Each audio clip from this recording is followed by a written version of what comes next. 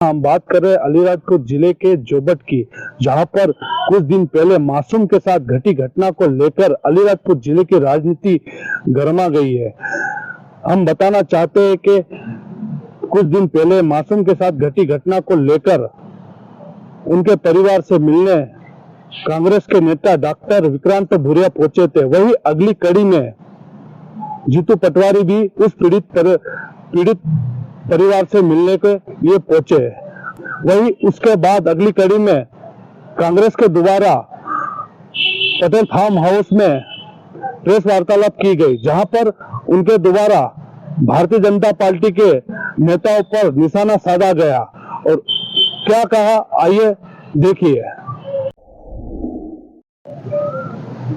उनका विचार और आदरणीय हमारे पर्ची के मुख्यमंत्री मोहन यादव जी, ये परंपरागत बार बार ये एहसास कराते हैं कि वो आदिवासियों के विरोधी है। अभी कुछ दिन पहले शहडोल में राहुल गांधी जी आए थे। उन्होंने कुछ महुआ बिनने वाली बहनों से बात करी, उनका दर्द को समझा, महुआ से उनकी इनकम क्या होती है, क्या होता है महुआ से, वो प्रोसेस को पूछा और उन्होंने एक तरह से उनके जीवन में जो भी उनकी प्राचीन सभ्यता और परंपराएं उसकी बात की। तो मोहन यादव जी ने उसका अपमान किया। अभी 4 दिन पहले मोहन यादव जी जब झाबुआ में आए, अलीराजपुर में आए संसदीय क्षेत्र में, तो उन्होंने आदिवासियों को कहा कि आपको फोकट का अनाज हम देते हैं, हमारी सरकार देती है। राम राज्य में जो फोकट का मिलता था वो अब हम भी आपको फोकट का देते हैं, यही तो राम राज है, यही बोला था उन्होंने। फोकट का अनाज आदिवासी परिवार भाइयों को नहीं मिलता है, शासन की योजना के अंतर्गत मिलता है। जो सरकार वोट लेती है उसके अंतर्गत। ये बार बार मोहन यादव जी आदिवासियों का अपमान क्यों करते हैं? आप देखो कि मोहन यादव जी ने जैसे ही फोकट के अनाज की बात की, फोकट की तो वो चला रहे हैं। सरकारी टैक्स के पैसे का अनाज आदिवासियों को मिलता है, सरकारी टैक्स के पैसे की वो गाड़ी घोड़े हेलीकॉप्टर सुविधाएं, मंत्रियों के बंगले उनके बंगले, सबके सुख सुविधा, उनकी तनख्वाह, विधायकों की तनख्वाह, ये जैसे वो लेते हैं वैसे आदिवासी भाइयों को सरकार की सुविधा मिलती है। तो मेरे ख्याल से मोहन यादव जी को माफी मांगनी चाहिए। आदिवासियों के इस अपमान के लिए उसे आदिवासी समाज कभी क्षमा नहीं करेगा, उन्हें क्षमा नहीं करेगा। अब ये तो समझ में आई उनको कि आदिवासियों को हम फोकट में अनाज बांटते हैं तो वोट ले लें। पर मध्य प्रदेश में पहला ऐसा राज्य है जहां 17 बहनों की रोज अस्मत लूटी जाती है। अभी आज ही मैं जिस संदर्भ में आया हूं, आप सर्वविदित है, एक छोटी सी 10 साल की बच्ची जिसको यहाँ के बाहुबली राजनीतिक परिवार के रिश्तेदार के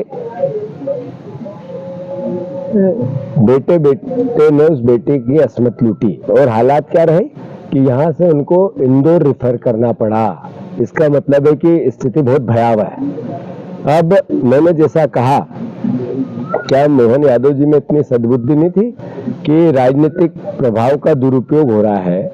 और मैं जब वहां मिलने गया तो जो बहनों ने जिस तरीके की वेदना व्यक्त की, वो कहा कि हमारे साथ ऐसा होता ही रहता है और हम आवाज भी नहीं उठा पाते हैं, इसलिए कि यहाँ के लोग एक साथ मिलकर हम पे हमला करते हैं। मैसेज क्या है?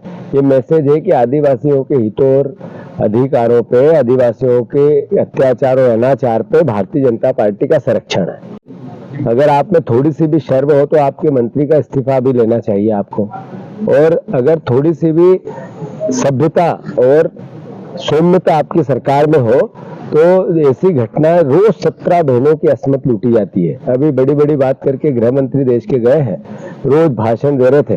मैं उनको बताना चाहता हूं कि एनसीआरबी के 2022 के जो आंकड़े हैं उसमें 3265 मामलों में ऐसे मामले दर्ज किए गए हैं और उससे 2021 में 3673 थे, जो 2000 आंकड़े बढ़ गए 22 में। जब से मोहन यादव जी आए हैं, जब से ये अपराध बढ़ गए। ये एनसीआरबी के आंकड़े, कोई आरोप प्रत्यारोप नहीं है।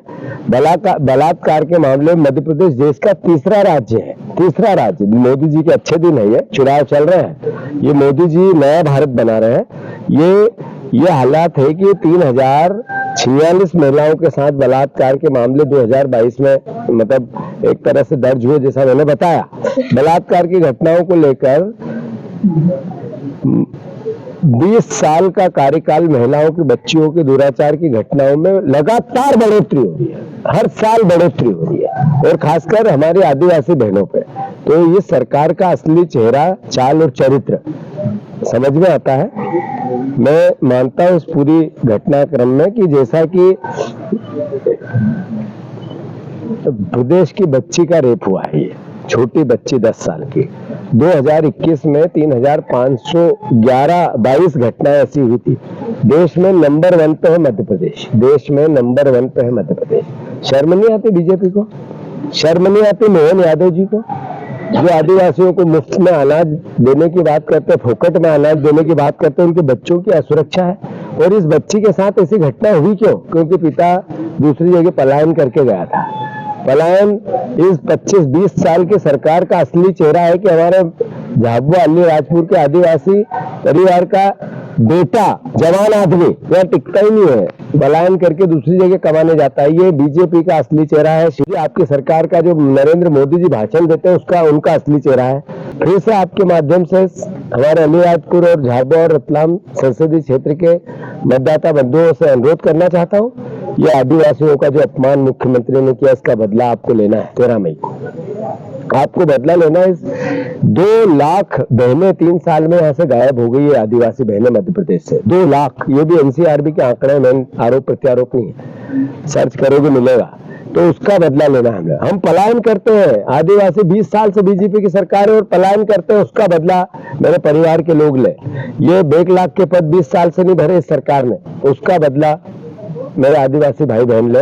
इन्होंने जिस तरह की आदिवासियों के खिलाफ टिप्पणी की, बार बार की, हर बार की, एक तरह से उसका अपमान है इस आदिवासी परंपरा और सभ्यता का, उसका बदला आदिवासी परिवार और संसदीय क्षेत्र के लोग ले। मैं फिर से आप सबको धन्यवाद देता हूँ। इतनी गर्मी में आप आए, मैंने इमरजेंसी में कार्यक्रम बनाया, मेरे आज और कई कार्यक्रम थे, पर एक 10 साल की बच्ची की हैवानियत मुझे मजबूर कर दिया यहाँ आके उसके परिजनों से मिलने के लिए। और मैं मानता हूँ इंदौर में भी उनका इलाज चल रहा है, वहां भी हमने लोग भेजे हैं। और जब तक वन मंत्री का इस्तीफा नहीं होगा, मैं मानता हूं कि ये सरकार बायस्ड है, और ये सरकार बायस्ड होने के साथ साथ आदिवासियों पर अत्याचार अनाचार करने में संलग्न है। आप देख सकते हो किस तरह से अलीराजपुर के पटेल फार्म हाउस पर कांग्रेस के द्वारा प्रेस वार्तालाप रखी गई, जिसमें जीतू पटवारी के द्वारा भारतीय जनता पार्टी पर गंभीर आरोप लगाए गए। ऐसी खबरों के लिए बने रहे हमारे साथ और देखते रहे CB लाइव।